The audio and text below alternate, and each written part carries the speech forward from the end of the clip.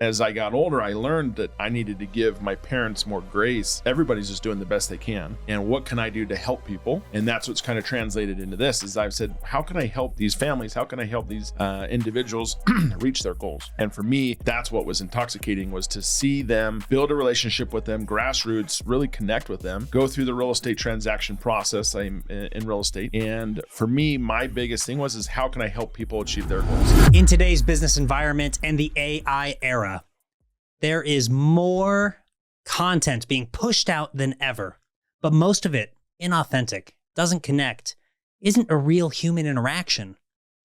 I'm here today with Tanen Bodell. His superpower is building a connection early. And I think in today's business climate, especially when you talk about AI and its prevalence now, connection has never been more important. That's what people actually want. Tannen, why don't you introduce yourself? Take a minute, tell us who you are and what you do. Yeah, my name is Tanen Bodell. Thank you, Parker, for letting me come on today. I've been in real estate for about 20 years. Got into the industry through my dad. He was a real estate appraiser, so real estate just kind of felt like the natural connection. You know, it was kind of dinner topics and it was just kind of lingo around the house, right?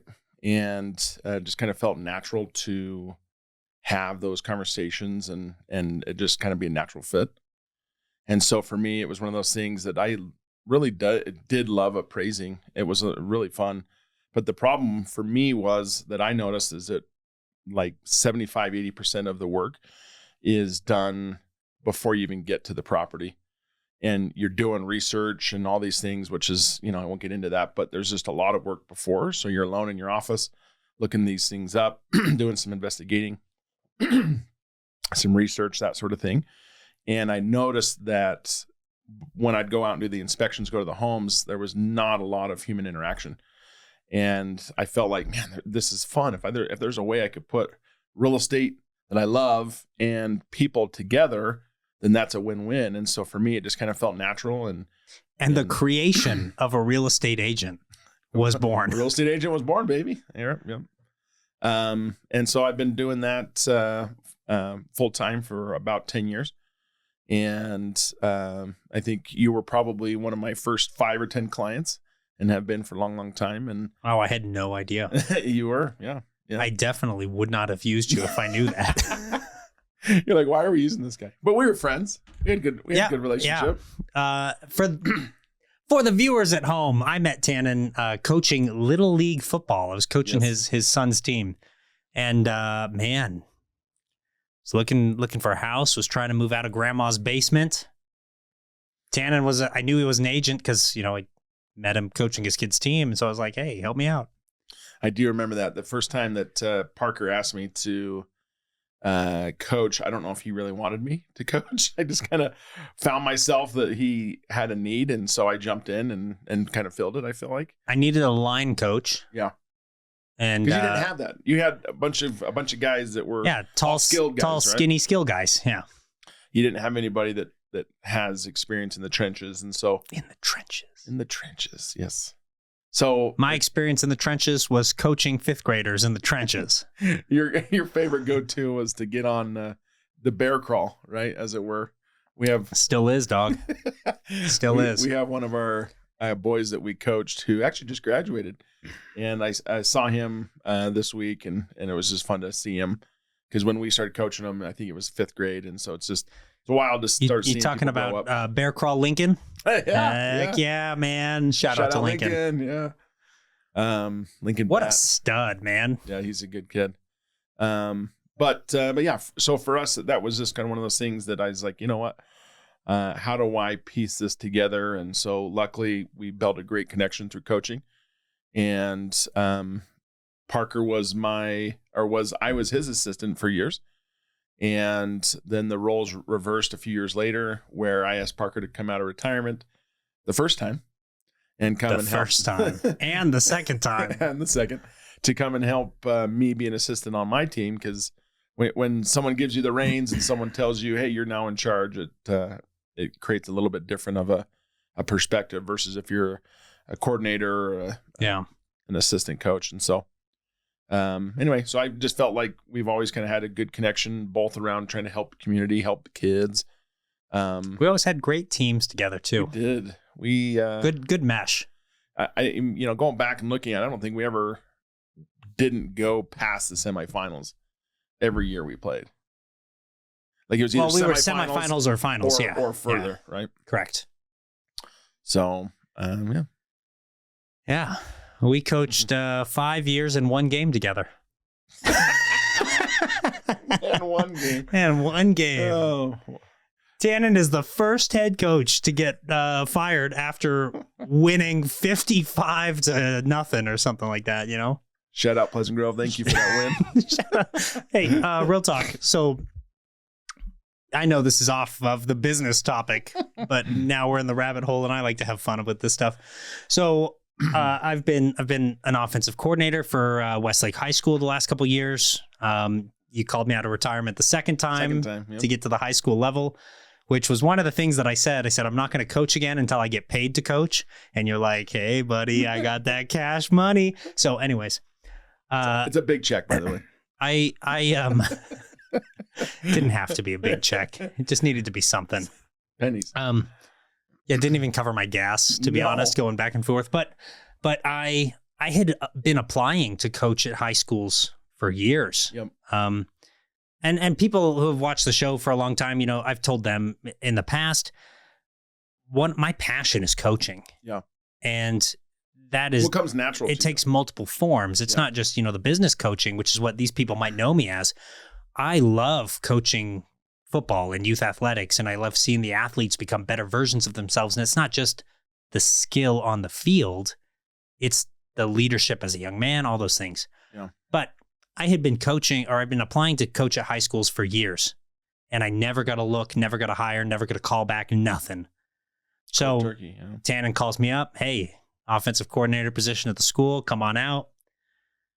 I made it a point that every time we played a school that I applied to that didn't give me a call, that I was going to run it up on them. Yeah. So that's why in 2 games, we scored literally 100 points on Pleasant Grove. Yeah. There was no chill in my offense for Pleasant Grove. Not because I dislike Pleasant Grove, but to let them know they made a mistake when they didn't hire me twice. You mess up. Yeah. Yeah. Same thing with Cedar Valley. Should have done a better job choosing your coach. Well, yeah. Well, look, and I get it. I didn't play college ball. I didn't play the NFL, and that looks flashy to an AD. But the reality is, being a great player does not necessarily translate to being a great coach. Yeah.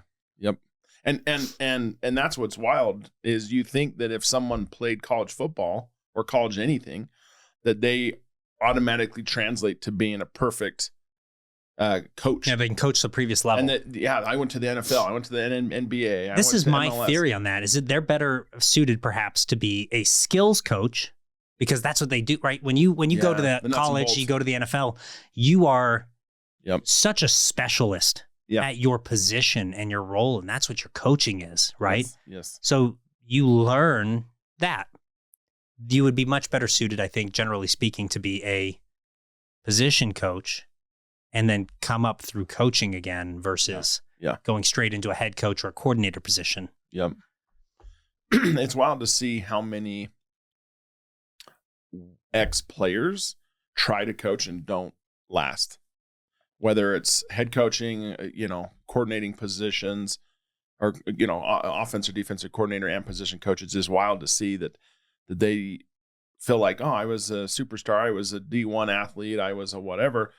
Now all of a sudden they expect it to translate to that same skill set to transfer over. And it just, sometimes it works really well and they do a fantastic job at it. But there's a lot, I don't know the stats, but there's a lot of guys and gals who have come out of retirement or whatever and have started coaching, and it just does not pan out. Yeah, I think a lot of that, to give you guys a business tip here, the same tactics that win in the military win in business. The same tactics that win in business and the military win in coaching. Make it simple. Yep. Make it something that's so easy to understand and to execute, and then you just drill that over and over and over again. Yep. that's always been my philosophy around it. But then you remove confusion. You let people develop a skill and a comprehension at a higher success rate. One of the problems that I see, this is for coaching, but it's also for business and entrepreneurship, is that you get something in your head and you make it complex because you think that that's necessary to make it good. Yeah. And it's the opposite. Yeah. You want to make something so simple. Baseline. Yeah. Very easy. I mean, Dr. Ben Hardy has a book out called, I reference this book all the time. It's called The Science of Scaling. In essence, one of the prerequisites to have a scalable business is it has to be a simple business. If you make something too complex, you prevent your ability to scale it. Makes sense. Yeah. Same thing with scoring a lot of points on an offense.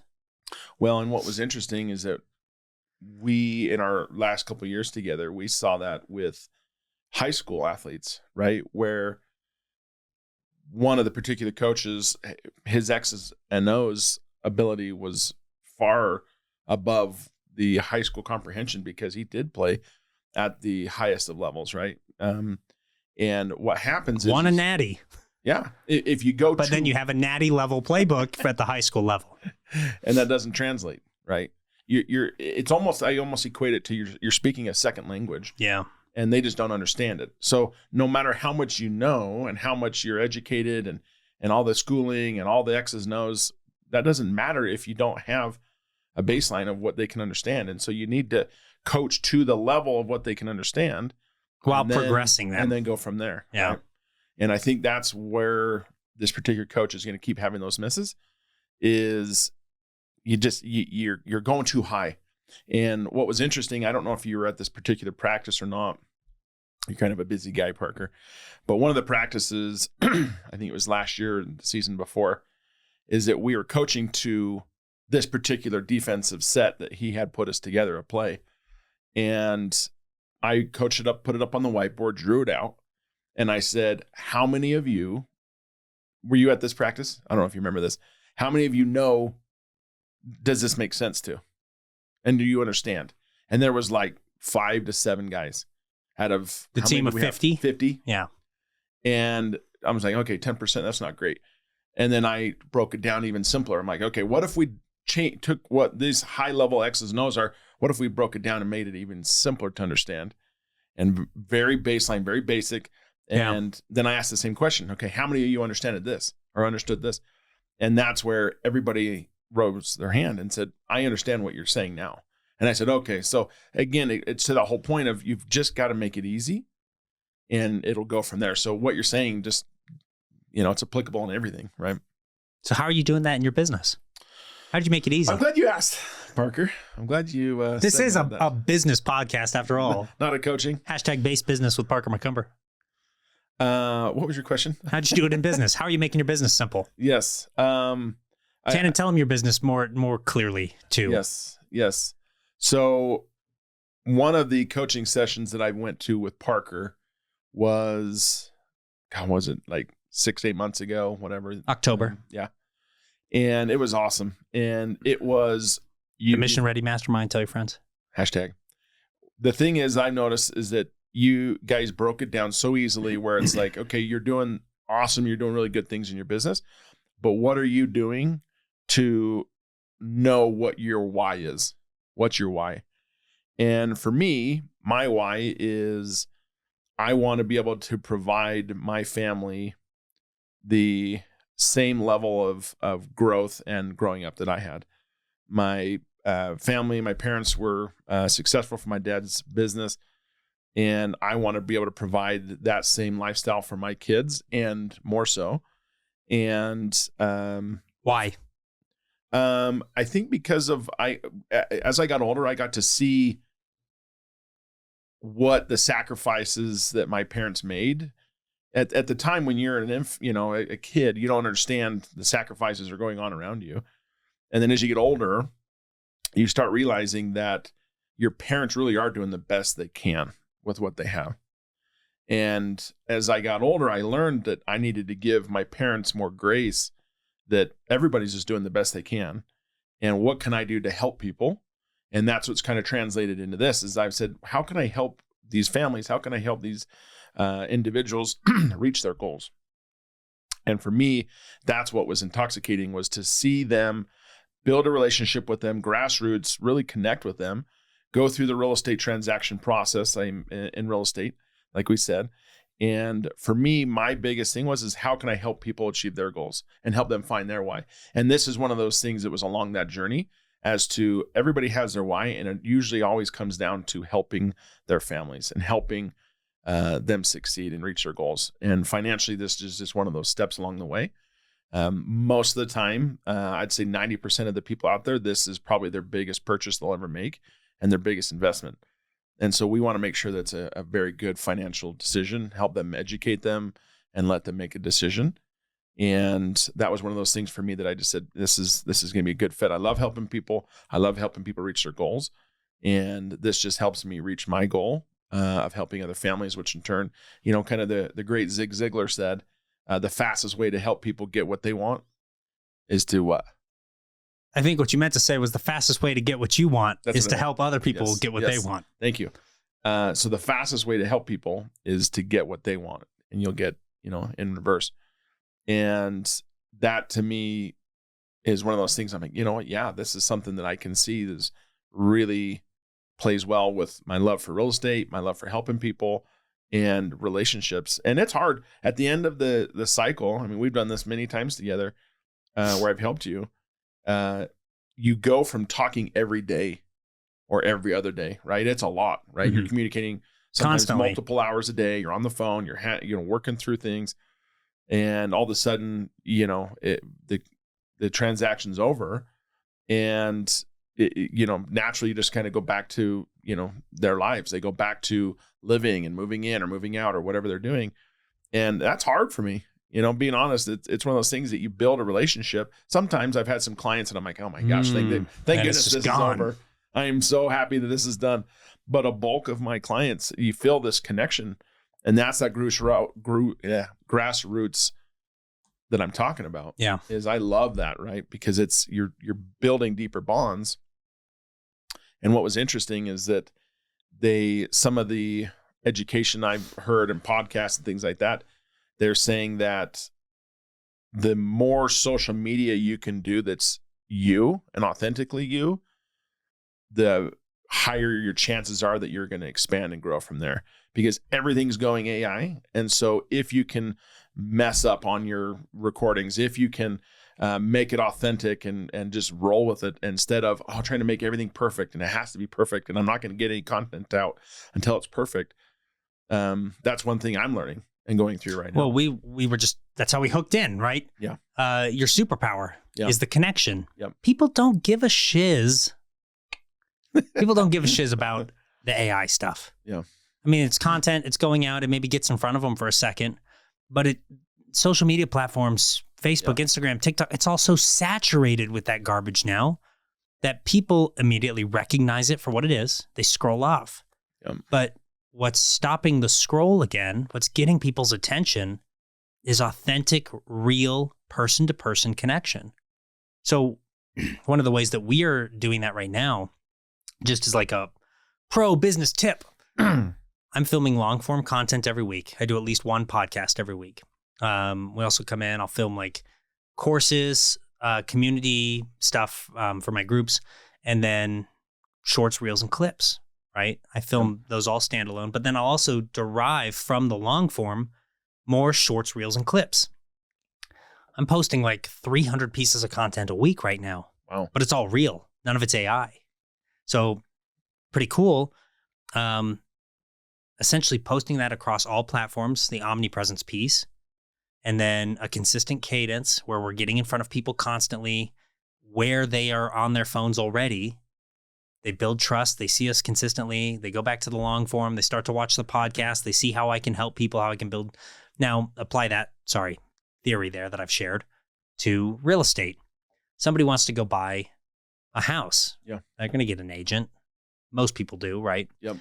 Are you going to get the agent who's just posting an AI ChatGPT image every single day that says like 3 things you should know about buying a house? And it's just, pastel colors or whatever, very generic. Yeah. Or do you trust the agent who sits down in front of a camera, looks at you and says, hey, I just helped a client buy their second house. So now they have an investment property. Yep. And these were 3 roadblocks that we ran into and how we overcame them so that you don't run into the same issues. I like that. Because now it's you Providing a solution. Yeah. telling your story, stories build connection, and providing value that shows you're an expert at what you do, which builds trust. And it's the trust that convinces somebody to go with you, to make the sale, to go with the purchase, right? So I'm a big believer in the authentic content right now. I mean, that's one of the reasons why we went in on this podcast studio, was it put us in a position where we could build a lot of content very quickly and then run the social media for it and then take on clients. And we do that now for like 30 different shows that film here pretty consistently. We'll host the content, post the content, run their content calendar, all that stuff for them, just so it's off their plate. And it's a fun thing because all of them see, one, social media growth because it's now consistent and we've got them on the cadence and everything like that. Mm-hmm. Second, they get clients from it, and then it's a no-brainer to just stay on. So I like that. It's a cool thing, but that's something that anybody can take and implement, whether you use a studio or not. Get yourself a camera, film. Maybe it's just like a 10-minute instructional video. Yep. But that 10-minute in video, if you go over 5 bullet points, those 5 bullet points can be chopped into 5 reels. Now you have a post, every day for the work week, just because you shot a 10-minute video. Yeah. So I'm a big fan of like anybody can do this kind of strategy. Yeah. You just have to set aside the time to do it. Yeah. And I think that's the hardest part that I've encountered for me in my business is I naturally am a private individual, right? Which is hard because you're also it's also kind of funny. Public. Yeah. Cause you're so so willing to talk to anybody. Yes. And so I think it's because I hold my family's so close to the chest, right? And they're so valuable to me. Yeah, so your family might be private, but your business isn't. And that was one of the paradigm shifts for me was in your mastermind was, you can still keep that private, but let people see who you are, that you really are a family man, that you're a coach, that you're a business owner, that you're in the community. Yeah, it's relatable. Right? Yes. Right now, the big thing that's going on is soccer tryouts, right? Soccer tryouts right now for, platform teams and local teams. It's a big deal. And what's surprising is how many people go through this every year, the same week or two, right? Depends on your age group. Yeah. And, you saw that, right close to where you live. There's a big park. And so it was always massive for that week or two. And one of the things for me is I thought, okay, what can I do that is relatable, that people do find value in? Mm-hmm. Not just 5 things to do to get your house ready to sell this spring. No, right? I think tell a story. You can Google that, right? Yeah. Anyone can find that. ChatGPT will tell you. Hey, I was just helping this client sell his house, and while we were getting it ready, we saw, hey, these were a few things that we could do immediately to add value and make the house more presentable. Yeah. Yep. But then it's a story. It's a connection. Yeah. And it's educational, informational, valuable to a viewer. Yes. And so the packaging matters there. Yeah. And so part of me is that I said, okay, what do I know? And I know my local market very well. I know because of my appraising background, I know the Wasatch Front, which is about 70 to 75% of Utahns live along the Wasatch Front. Mm-hmm. And so I have a good base understanding that, but I'm like, okay, we need to get even more micro level, right? Because people do look up, new things coming in their city.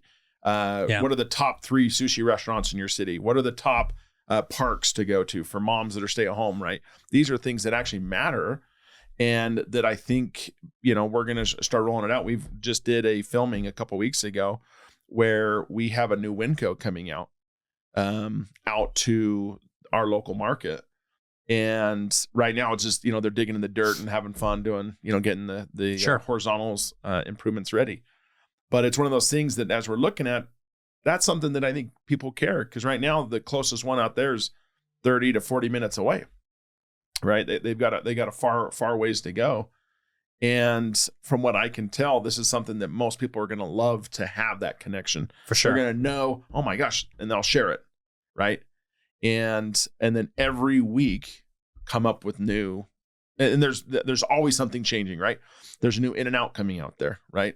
That's something that I think people would find valuable. Anything that's coming and going, and local businesses and just being engaged. I think that's where people like to know that type of stuff. What are your thoughts? Man, how awkward. You were just turning to me because I was like getting out my inhaler. I'm having an asthma incident here on the show. Are we puff passing? Is that what's happening? Sure. You want some albuterol? Well, no, this is epinephrine. Oh, is it? It's an epinephrine inhaler. Are you going into? I have it's like allergy induced asthma type stuff, but like, pollen's really bad this year, getting the allergies. So forgive me, I'm going to get jittery for a second. Are those called the Effie? Primestine, something like that. Something. Anyways, what's up? Look at those lungs. Should be a swimmer.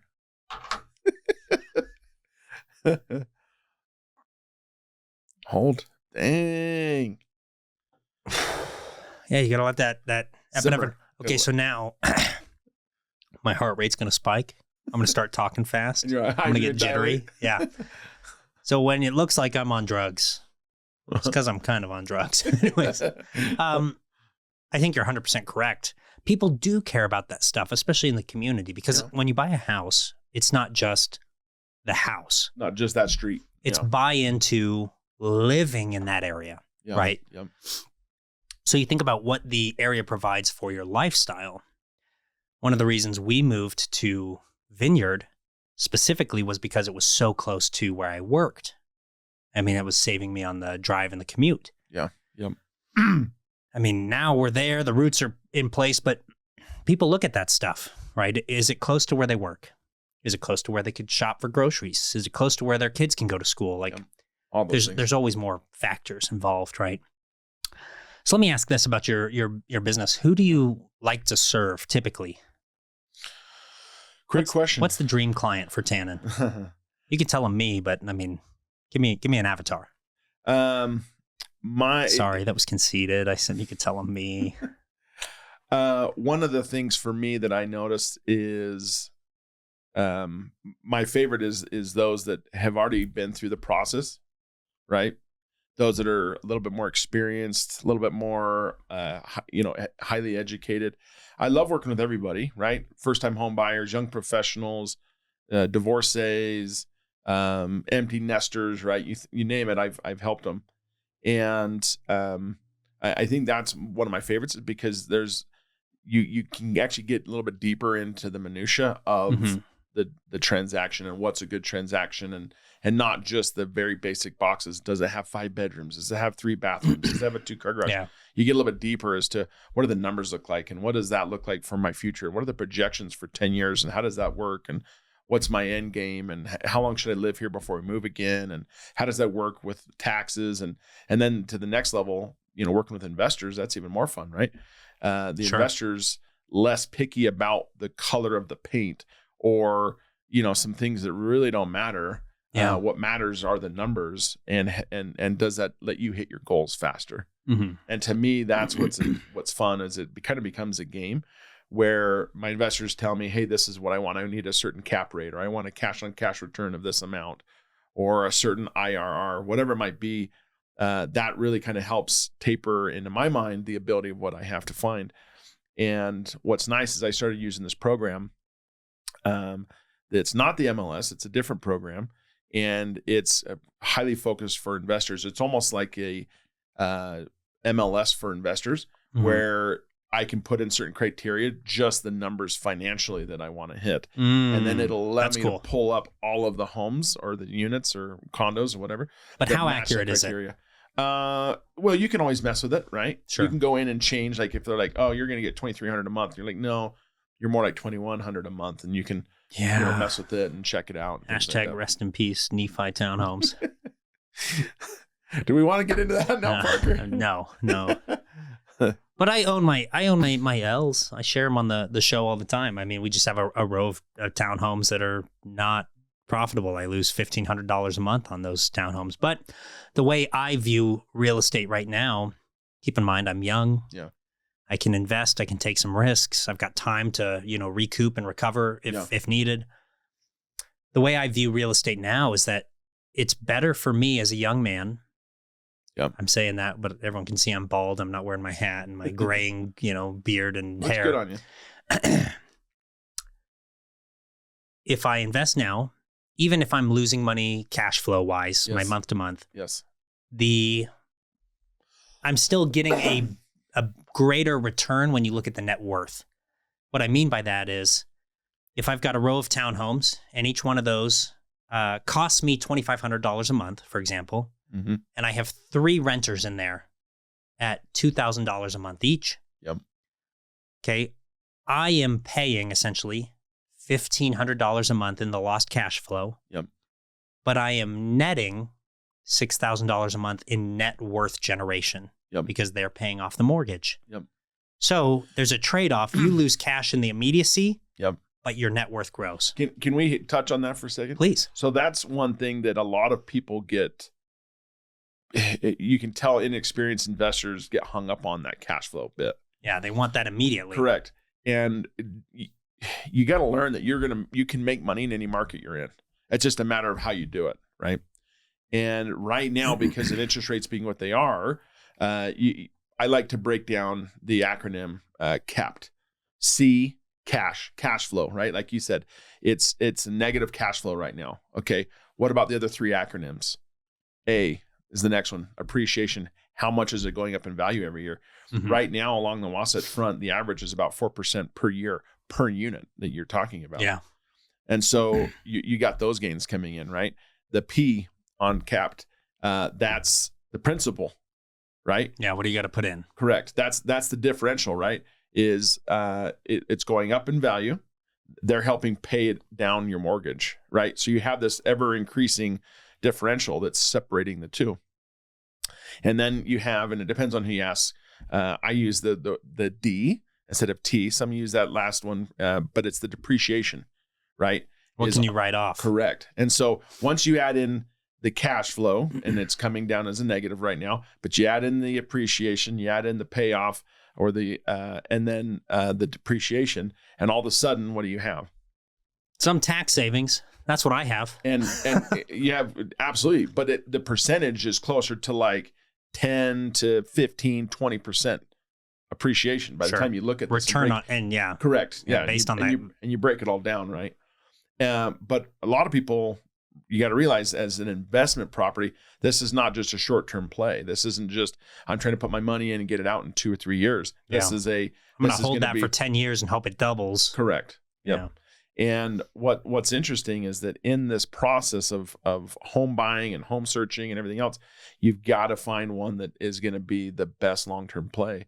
And you got to realize that when most people, this is where I try to liken it, most people, how much are you investing in your 401k every month? You have a regular W-2 or a salary job. Yeah, maybe you put in 10 to 20%. Correct. Maybe. So isn't that equivalent to $500 a month that you're maybe storing away? In a property? In a property, right? Yeah. So yes, you're losing money on the cash part, right? It's not cash flowing, but how much are you putting into your 401k that you don't see? You're just sending it away every month. So similar, You got, and so I'm trying to help change the mindset of like, look, there's more there to be had than just, it doesn't cash flow. Let's just write this off. Well, let's take a deeper dive. Yeah, let's look into what the long-term play is. Let's look into the net worth generation. Yeah. And part of why that's always been my bigger concern because at the end of the day, like, why do we do anything that we do? Yeah.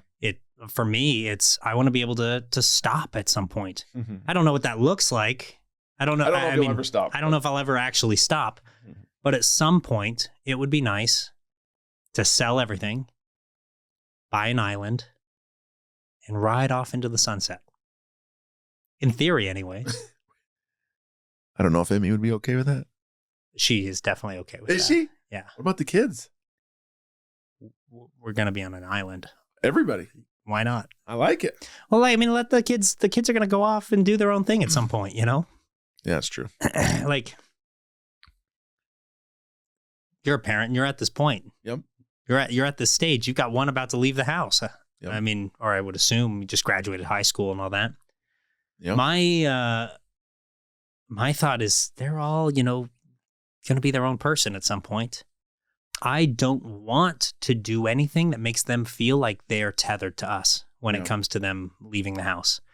That's not to say that I want to kick them out immediately or that I want to shove them off on their own. Like, my kids are legit trust fund babies now. I mean, it's weird to say, but like, I've put a property in a trust fund for each of them so that if something happens to me and then, or something happens to me and my wife, they get the, life insurance, they get the beneficiary for the accounts that we hold and everything like that, divvied out into their trust funds. Their trust funds pay out, periodically for them. So like, they're going to be taken care of if something happened to us, but let them go and do what they want to go do. Yeah. And that's what's hard as a parent is knowing, when you get to that point of 18 or graduating high school, as a parent, for us, I know my wife and I, we look at it and we're like, Kylie's even better than I am. Did we do enough? Did we do enough as a parent to set them up to succeed from this point going forward? And well, you'll find out. You'll find out in a quick hurry. You'll find out. And that's a conversation we've had. We're just like, look, you're going to learn these lessons that we're trying to teach you. And whether it's us teaching it or it's the world's going to teach you, you're going to learn one way or another. Not going to be as nice as we are. Yeah. Right? Probably shouldn't be talking about my kids being trust fund babies. They're going to get made fun of forever over that. Can we chop that off? Chop that off, Bart? Yeah, it's whatever. Yeah, there's lessons. So how about, how have you dealt with it, right? Because that's the thing is that you want your kids to work hard and learn a work ethic, but you don't want them to feel like, I've got a handout. I've got money coming in, so I can just sit back and let me sit on my parents' coattails. I guess right now I haven't had to encounter it yet. My kids are young enough. Yeah. They don't know. They don't understand. Yeah. So like to date, I make my kids do jobs and earn money. Good. Still. And they are totally willing to do that because they earn a couple bucks and then they can go, when we go to the store, they can get whatever. Something. Yeah. So they're learning the value of hard work. Correct. And the value of earning. Yes. Right. Because then it's something that they earned that they can go and buy. You went and did something hard and I'm going to reward you for it. Right? Like just the last weekend or 2 weekends ago, I paid the kids $1 an hour to go weed in the garden with me. I love that. So I paid my son and my daughter $2 or something like that. But they're hyped. They earn $2. That's so cute. Then they're going to come hit you up like, Dad, I heard that 15 is the new standard. Yeah. They're not there yet. Ride it as long as you can. So I haven't had to encounter that yet. Yeah. But I kind of have the shack theory about it, which for those who are unaware, I'm rich. They're not rich. I like that. Yeah. I earned everything that I have. Yeah. I was not rich when you didn't get it inherited. No, you weren't a trust fund baby. Right? I have this had is nothing. all self-built. Correct. And actually you've been there now for pretty much the whole journey. Yeah. I started my company before I knew you, but I wasn't making money before I knew you. You were there for our first property purchase was a condo. Yeah. That we bought for, $200,000. Yeah. So and I think a bulk of that was on Emmeline. If I'm not mistaken. Correct. Well, yeah. The catch was I had started making money then. You didn't have the history. I didn't have the history, so it couldn't be counted. So that was on Emmeline's salary for the most part. But yeah, that was that was it. So you saw us go from grandma's basement, literally, for a year or two, right? It was correct. You saw us go from grandma's basement to, now you and I have done close to $7 million in total value business. Yeah. And we're trying to do some more. Yep. So yeah, it's definitely something that, as your kids get older, that's something that you're always worried. Like, okay, if and when you're going to leave the nest, we don't want our kids to be the, still at home, 26, still on the insurance. If they're in a rough spot, great. Here's my theory with it is, we set up these trust funds for them, but they're stipulations and they're capped, right? It's like the trust fund can be accessed to pay for school, like your tuition. And then the trust fund pays out on like a 5 to 7 year schedule or something like that. So, okay, they can access to go to school. They get their first real payout at 21. And then they don't get another one until they're 27, something like that. And then they don't get another one until they're 35. But the point of those is how do we run it out? How do we give you some money that's accessible for you to take a risk? Maybe start a business. Maybe you go and buy your first property, whatever. Yeah. Without giving you enough that you're complacent, you do nothing, you are a leech. Like, that's not the goal. And to be honest, our trust funds probably are never going to have enough money for them to do that. Trust fund's going to be, it'll help you pay for school, help you get by, take some risks. Yeah. But the goal is, I guess, we have to teach the kids the skills that they need to go out and earn. Yeah. And to be successful in their own ventures, businesses, endeavors, relationships, all those things. So that's the focus for me and my wife. So far, I think we've done a really good job of it. I've talked about it on the show. I've talked about it with you. My kids are so, Franklin in particular, so scary smart that I'm like, I had this conversation with Mandy, Mandy Keene from the Mastermind. She was the one that taught on the Rainmaker Triad. She, her and I were talking, and I'm like, I'm actually scared a little bit, intimidated, and we're trying to break down, what does that mean? Why do I feel that way? And I think it's because I've strived my whole life to set a good example for my kids. And everything I do, I'm doing it in a way that I want my kids to see that they can do anything, right? I came from like objective poverty. Yeah. Ran away from home, joined the army to escape poverty, was living in grandma's basement, going to school on the GI Bill, and then built a couple businesses that grew. Yeah. And then that was the doorway into other businesses and coaching and consulting and everything else, right? Relationships, yeah. But I never got a handout. Like you said, I never had a daddy's money. I never had a trust. I had nothing.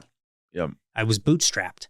So can I show my kids that they can do those things too? Yeah. And then the vanity of it is Parker wants to feel like Parker achieved something and set an example and maybe not be forgotten.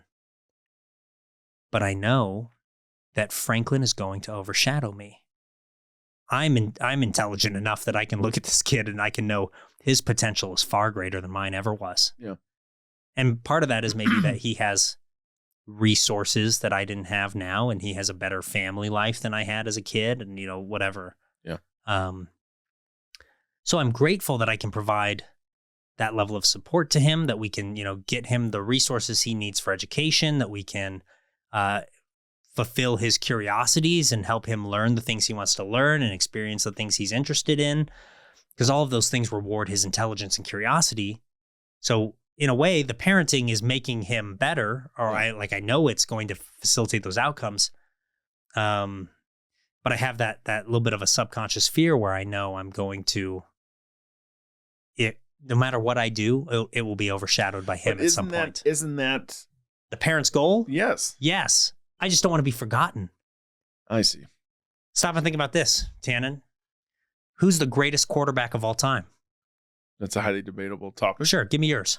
I would dare say either Steve Young or Joe Montana. Okay.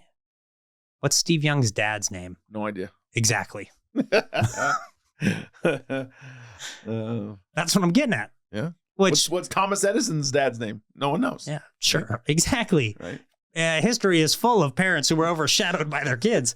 But a lot of it for me has been like, I wanted to create a legacy, right?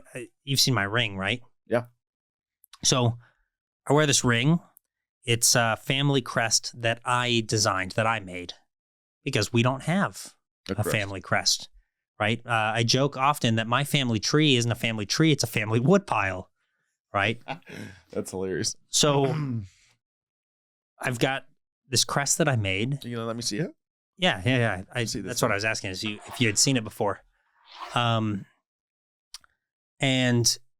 it's symbolic to me as the king's ring, perhaps, that I am carrying the weight of the McCumber name. When somebody thinks about the McCumber family, they don't think about my parents. They don't think about my siblings. They hear the McCumber name and it's Parker McCumber. So I am now the steward of the family's name. I'm trying to make the McCumbers something. Yeah. Right? It's building it from nothing. And with that, I kind of got these ideas or perhaps dreams of grandeur in my mind. Yeah. That I would achieve whatever and be remembered as the one person in my family who got my family out of poverty, who changed the trajectory of the family and the bloodline. You got to the mountaintop. But I'm going to be overshadowed by my son climbing the bigger mountain. Yeah. And so I'm a little, again, Yeah, I'm happy for him. Yeah. But it's an anxiety that I have, and it's not really an anxiety. I don't know the best way to describe the feeling. Yeah. I'm happy for him. I feel sad, perhaps, for me. Yeah. In the sense that this is so weird to talk about. I try to be the best at what I do. Like if I put my name on it, I want it to be something I can be proud of. Yeah. I know that even though I'm trying to be the best, he's going to be better. So that's a question. Do you think he'll have the desire to be the best? So it's one thing if you have the ability and you have the talents to do that, but do you feel like he will have that and take it and I don't know if one up is the right answer, right statement, but you know what I'm saying? Like, do you feel like he'll be content with just being the smartest guy in the room, but with a lid on it? Like he has so much confidence in himself and his abilities where he doesn't need others to know that he knows that within. And so therefore he doesn't need to go and carry the mantle of the McCumber name. Maybe. Does that make sense? But he is my son. Yeah. And I am ambitious. Yeah. And I can see the ambition in him. Yeah. I already told you one day I wouldn't be surprised if he becomes the money launderer for a drug lord. Oh, yeah. Something like that. Yeah. Because of he's the smartest. Was he 6 now? Yeah, he's 6. He's probably the smartest 6-year-old I've ever met. And watching him do multiplication and division and stuff, I'm like, this is crazy. Most of the time, kids don't even learn this until memorize 3rd through 5th grade, you know, cubed numbers and stuff like that. And not just, what they are, but like, oh yeah, that's 3 times 3 times 3. That's 4 times 4 times 4. Like, yeah. It's wild. Yeah. He's a smart kid. I mean, I pale in comparison when it comes to numbers already. You really like working with people who have gone through the process before because they're more in the know. It lets you solve more of the puzzle and the problem that they're interested in. Is there anybody you don't like to do business with? That's maybe a weird question to ask. No, I think it's a fair question. For me, it's the clients who don't respect my professionalism, your time, your sacrifice, my experience, right? Where I try to educate them and say, look, I've been down this road. I know what this looks like. I can see around this corner what's going to happen. Yeah.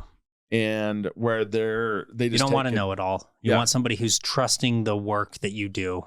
Correct. And when they act like, oh no, it's fine, they don't pay attention, and then it ends up costing them money, or it becomes an issue later in the process, or whatever it is. And so I've in all my years of doing real estate and being a realtor, I've only had essentially one person yell at me.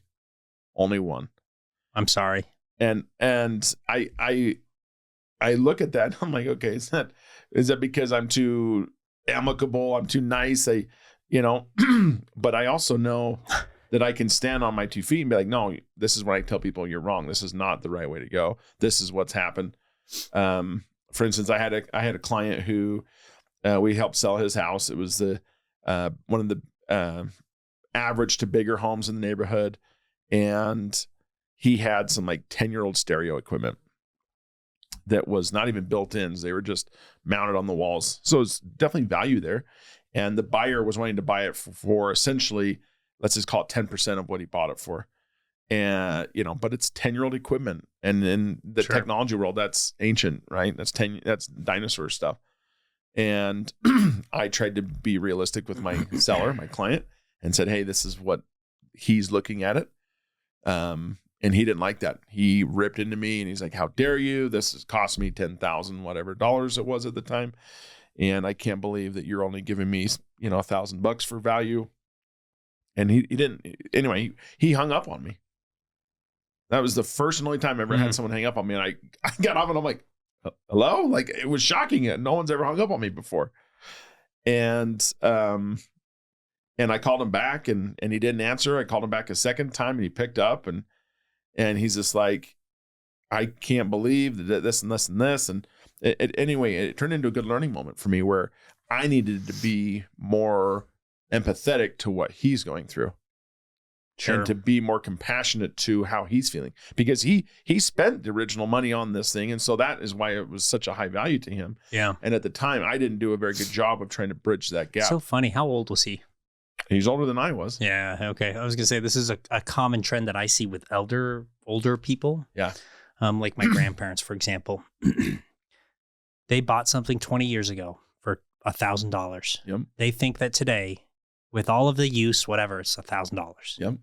Like, value is never lost on anything for them. A depreciating asset never No depreciates. such thing as a depreciating asset to Yeah. to them. But I've also seen that in some of my businesses too, with the clients, the customers that we bring in, or they come buy something, like they just have no concept of where. Yeah. So curious. Okay. We've talked about your business a bit. Let's talk about the strategy real quick. What's working? What's not working?